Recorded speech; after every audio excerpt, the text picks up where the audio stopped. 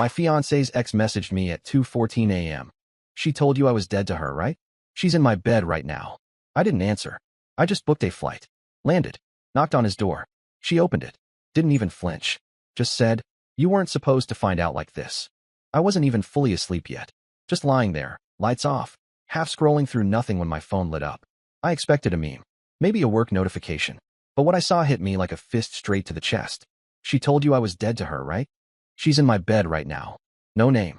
Just a number I didn't know. I sat up, blinking, reading it again. It didn't make sense at first. Not because I didn't believe it. No, the problem was that it made too much sense. The wording, the timing, the nerve. I knew exactly who sent it. The ex. The one she promised was ancient history. The one she said used to mess with her head and that she was ashamed she ever dated. I didn't reply. What the hell was I going to say? I just stared at the message while my pulse thudded in my neck. Then I opened her last message to me, 4 hours ago. Made it to the hotel. Conference starts early tomorrow. She'd said she was in Boston. But that number? It wasn't Massachusetts. I recognized it. Her ex lived in Colorado. And my brain started spinning. Last year, during one of her rants about him, she told me he still lived in that crappy rental house on Elm Street. Back then, I didn't think much of it. But now I opened Instagram and searched through one of his old bandmates' tagged photos. And there it was, a birthday barbecue from 2 weeks ago. Same street, same house. A blurry corner of the address number showed through. I got up, opened my laptop, and booked a flight. First one out. 6:05 a.m. Direct. One way. I didn't pack much. Just enough to not look suspicious at the airport. I didn't tell anyone. Not even my brother, who lived 15 minutes away. I couldn't talk without something breaking inside my voice. She had no idea I was coming. By the time the plane landed, I hadn't slept. Not even for 5 minutes. I just kept going over the details. The lies. All the times she said she was too tired to talk. All the times I offered to come visit her when she traveled for work, and she said it would stress her out. The nights I stayed home while she went to clear her head. I got in a cab, told the driver the address. He didn't ask questions. The house was only 15 minutes away from the airport. Neighborhood was exactly how she described it. Small yards, old porches, curtains that didn't fully close. I got out. Didn't hesitate. Walked straight up and knocked. She opened the door like she'd been standing right behind it. No panic. No guilt. She looked at me like I'd just returned from the store, not flown across the country to catch her. "You weren't supposed to find out like this," she said. That's it. That's what came out of her mouth. Not, "What are you doing here?" or "I can explain," or even a fake tear. Just that. Cold. Flat. Like the reveal was the problem, not the act. She didn't move from the doorway. Behind her, I could hear a TV playing. I saw a half-drunk glass of whiskey on the counter.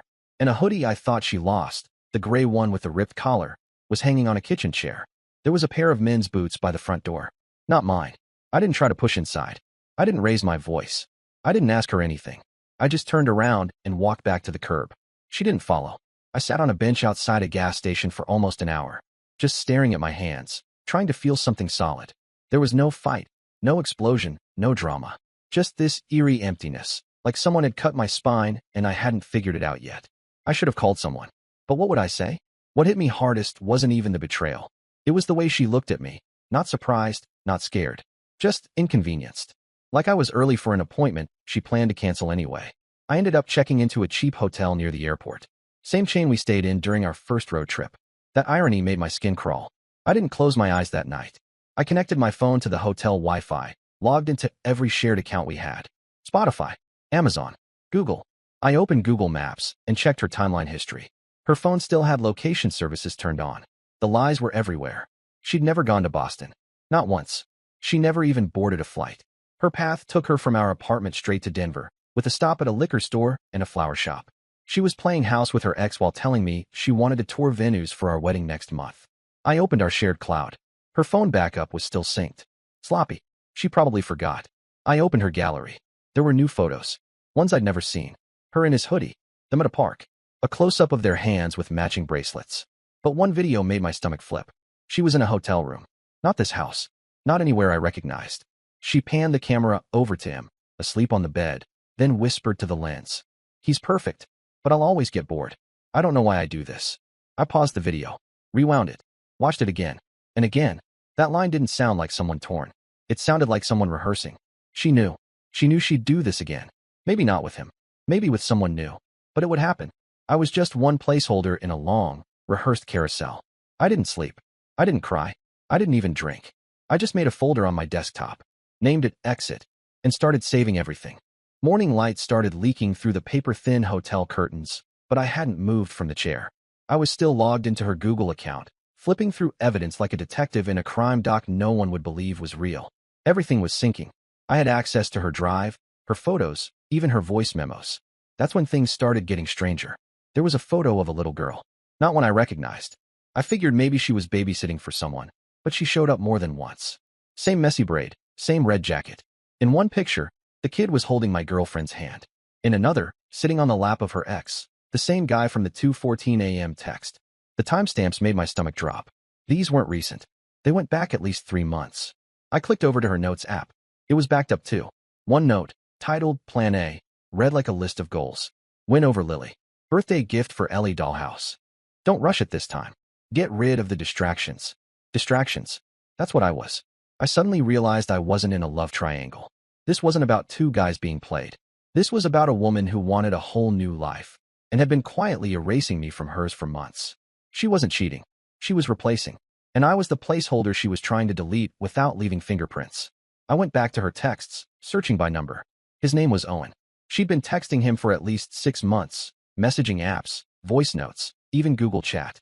She had saved a playlist on Spotify titled For Drives to O. I opened it. The first song? When He Sees Me. Ironic.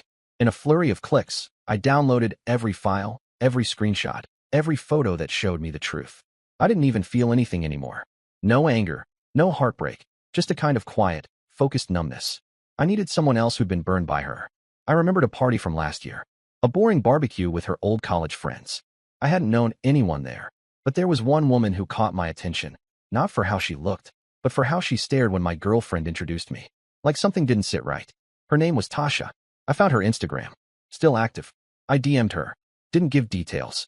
Just asked, "Hey, did you used to date Owen?" She replied in under 10 minutes. Why? I didn't play coy. I think she's doing the same thing to you that she just did to me. No typing bubble for a minute. Then came her reply. Let's talk. Tonight. We met at a coffee shop near downtown. Tasha was already there when I arrived, sitting by the window with a legal pad open and her phone on record. She wasn't confused. She wasn't surprised. She looked ready. Let me guess, she started. She told you Owen was abusive. Said she'd cut him off for good, but had to keep contact for some vague reason. I nodded. She told me the same thing about you. Said you were a jealous ex who wouldn't let go. My stomach turned. This woman had been her cover story, just like I had been hers. She moved into Owen's house 6 weeks ago, Tasha said. Not officially, but she keeps clothes there. Keeps inserting herself in Ellie's life. Says she's just helping out. I showed her the pictures I found. Tasha showed me screenshots of voice messages. We synced up dates, stories, lies. Everything lined up, like we were uncovering a cult leader's playbook. She wants that kid, Tasha said. That's what this is about. She never cared about either of you. She was right. In one of the synced voice memos I'd found, my girlfriend was whispering, almost like she was practicing a speech. She loves me more than she loves her own mother. I'm not stealing her. I'm rescuing her. It wasn't love. It was delusion. Tasha leaned in. I want her exposed. Publicly. But it has to hurt. I agreed. No yelling. No messages. No half-assed confrontation. It had to be something big. Something impossible to walk away from. So we made a plan. The first step was psychological. We found out the hotel from her earlier videos was a boutique place just outside the city, Aspen Grove Inn. Still in business. I called and pretended to be planning a surprise proposal. I said I wanted to book the same room she had used months earlier under her name. They confirmed the suite. Bingo. We booked it for the weekend. Tasha drove out there and planted a package, an engagement ring box with a fake receipt and a note. The note was handwritten in my exact style, copied from old birthday cards she had saved. Inside the ring box, a USB drive with videos, photos, and a full document outlining the timeline of her double life. The idea was to let her find it, confuse her, make her think we'd been watching the entire time. Let paranoia do the work. She'd start spiraling. We'd make sure of it. The second phase? We created a fake event on Facebook, using one of her burner email accounts we'd recovered. A community celebration, supposedly organized by Owen to introduce his future wife and daughter. We picked the date, made flyers, hired an event space using prepaid gift cards, posted it on local groups where her friends followed Owen. The kicker? Tasha posed as a friend of the family and messaged her directly from a fake profile. Can't wait to see your speech at the shower. We knew she wouldn't be able to resist. Her ego wouldn't let her. Meanwhile, I added one more layer. I sent Owen an anonymous Dropbox link with the same evidence. But I didn't tell Tasha, because I needed one last wild card in the game. And he was it. I didn't sleep the night before the shower. Neither did Tasha. We were in the same city but stayed in separate hotels. Easier to keep everything clean if something went sideways. By morning, everything was ready. Flyers had gone out. The venue was rented. Decorations were up, deliberately tacky and chaotic, like a baby shower being thrown by someone who wanted to show off instead of celebrate. We even had a cake. Tasha ordered it with a single message piped in blue frosting across the top. Welcome to your new life. Hope it's real. The venue was a mid-sized community space in an older neighborhood, one that Owen's ex used to be a part of. That meant his neighbors knew him. Some liked him, and a few were nosy enough to show up. We planted a few fake conversations online in the event thread. Can't wait to meet her. And he deserves happiness after everything. We kept it all ambiguous. No real names. Just vague enough to be real. Then came the best part. We texted her from a burner number. Same area code as Owen's. No greeting. No context. Just this. They're already setting up. You're going to love the speech. We knew she'd take the bait. According to her location history, she was still bouncing between Owen's place and a short-term rental nearby. She hadn't flown back to our city. No messages, no calls to me either. Just total silence, like she figured I'd crawl back once I calmed down. Instead, she was walking into a trap. We arrived at the venue 20 minutes before start time. I brought the laptop and a small speaker setup. Tasha had a portable projector. We didn't even need to test it. Everything had already been loaded. We had 5 videos, 3 screenshots, 1 final document, formatted like a timeline. I stood at the back and watched as guests started to arrive. A few older women, 2 guys in polos with beers in hand, probably neighbors. 1 woman showed up with a toddler, the kind of random turnout you get when you post a free party with cake and drinks in a public Facebook group. Then she walked in, hair perfect, dress carefully casual. She scanned the room like a queen returning to her court. Not a flicker of suspicion. She saw the cake, smiled, saw the projector, tilted her head, then saw me, dead center of the room, standing by the laptop. Her face dropped. She didn't run, not yet. That came later. She tried to act like she knew what was happening. Walked over slowly, smiled too wide, said something, I don't remember. I didn't respond. I clicked play. The first video rolled. Her in Owen's kitchen, wearing his hoodie, talking to the little girl. The second video, her whispering into the camera in that hotel room, saying she always gets bored. A few people laughed. One guy whispered, "What the hell?" Then came the screenshots. Her text to both of us. Timestamps overlapped. One message said she was visiting her sick aunt. Same day, same hour. She was texting Owen saying she'd moved her baggage out. The final slide was the timeline. Every lie she'd told, side by side, in our city and his, labeled with dates and GPS pings. I didn't say a word. Neither did Tasha. The room was quiet, embarrassed, confused. She stood frozen in place like someone just turned her bones to ash. Then she cracked. I don't know what this is. This is fake. You're both sick. She looked at the crowd, desperate for someone to agree. No one did. I didn't need to scream. Didn't need to yell. I just walked up, pulled a chair, and placed a single folder on it. Inside was a printed copy of the same evidence. Then I left. I didn't look back. I heard the sound of the cake falling a few minutes later. Whether she threw it or someone knocked it over, I'll never know. But the smears of frosting on her car later told me enough. I stayed with Tasha that night. Not because we were close. Not because of anything romantic. Just because both of us were now officially done being tools in this woman's game. But it wasn't over yet. Because when I got back to my hotel, I had a message waiting for me. It was from Owen. Just 3 words. What the hell? So I sent him everything. All of it. Full folder. Timeline. Location records. Even the backup voice memos where she talked about resetting Ellie's family and removing obstacles. No threats. No comments. Just the truth. Let the next collapse come from the inside. Owen called me the next day. I didn't pick up. I knew what he wanted. Explanations, maybe apologies, maybe just a target to unload on. But I wasn't giving him that. I had already spent months being the idiot in someone else's story. I wasn't stepping back into the script. Instead, I watched from the outside as it all came apart. Tasha kept me updated. Apparently, after reading the files, Owen kicked her out of the house immediately. No suitcase. No time to talk. Just told her to grab what she could and leave. She tried crying. Tried begging. He slammed the door in her face. But the real storm hit 2 days later. Tasha sent me a photo. It was taken from inside a car across the street. My ex was standing in Owen's front yard, screaming into the intercom camera at his door. Hair disheveled. Makeup ruined. Holding something in her hand. Looked like a bracelet. Probably the one she claimed matched with his daughter. The cops showed up 20 minutes after she shattered one of his flower pots. She left in a squad car. That alone would have been enough. But Owen? He wasn't done. He called Tasha the next day. Wanted to talk. They met in a public cafe. He came alone. Looked wrecked, apparently. Not angry. Just confused. He told her something neither of us expected.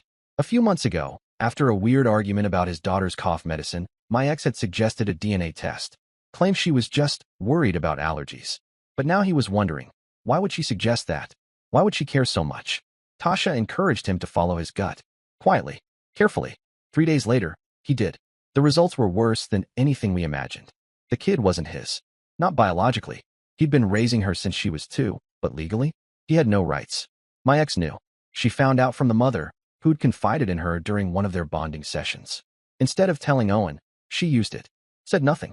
Used the child to lock herself deeper into his world, while lying to all of us. When Owen confronted her, she denied it, then snapped again. Threw a glass at his truck windshield in broad daylight. Another arrest. This time with witnesses. The charges? Destruction of property, harassment, and pending civil action, because she had fraudulently used Owen's personal information to sign up for a family therapy program under his name. She'd been crafting an image, building a stepmom narrative online for months.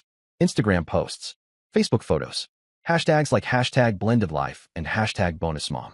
All gone now, accounts deactivated or locked. But the screenshots lived. I still had them. So did Tasha. So did Owen. We didn't speak again, not formally. But I got one final text from him, a week after the second arrest. You saved my daughter. I didn't reply. Didn't need to. I went back to my city the next day. Cleaned out our apartment. She hadn't returned. Her stuff was mostly gone, except for a few boxes in the closet. I didn't touch them. I just left the key on the counter, took one last look around, and walked out. But not before I left something behind. On the bathroom mirror, written in red lipstick, were 5 words. You weren't hard to erase. I don't know where she is now. I've blocked her on everything.